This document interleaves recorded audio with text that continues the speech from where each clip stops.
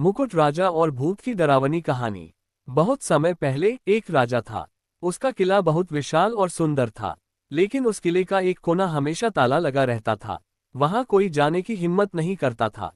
कहते थे उस हिस्से में एक भूत रहता है। राजा साहसी था, उसने ठान लिया कि वह सच जानकर रहेगा। एक रात जब पूरा किला सो रहा था, राजा अकेला उस बंद हिस्से की ओर गया। चारों तरफ घुप्पर अंधेरा था। दीवारों पर जाले लटके थे और हवा में अजीब सी सीलन थी। जैसे जैसे राजा आगे बढ़ा, उसके कदमों की आवाज पूरे गलियारे में गूंज रही थी। अचानक पीछे से दरवाजा जोर से धड़ाम से बंद हो गया। राजा ने मशाल ऊंची उठाए। रोशनी झिलमिलाए और सामने टूटी हुई दीवारों पर खून जैसे निशान दिखाई दिए। तभी ठंडी हवा का झोंका आया और उसके कानों में एक आवाज फुसफुसाई, ये जगह मेरी है। राजा का दिल तेजी से धड़कने लगा। उसने तलवार खींची, लेकिन तभी धुंध फैलने लगी। उस धुंध से एक भयानक साया बाहर निकला। उसका चेहरा जला हुआ था, आंखें खून की तरह लाल और हाथों में जंजीरें खनक रही थीं।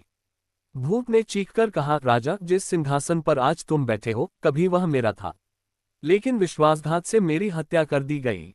मेरी आत्मा जल रही है। जब तक मुझे इंसाफ नहीं मिलेगा, मैं हर रात खून की तलाश में भटकूंगा।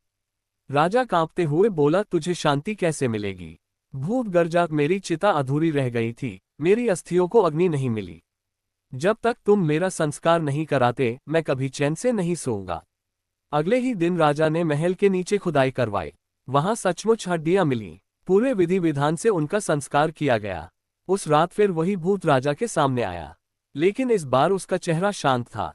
वह बोला, धन्यवाद राजा, अब मैं मुक्त हूं। और धुंध की तरह गायब हो गया। लेकिन आज भी लोग कहते हैं कि उस किले के उस हिस्से में कभी कभी जंजीरों की आवाज सुनाई देती है। शायद वो आत्मा सचमुच मुक्त नहीं हुई।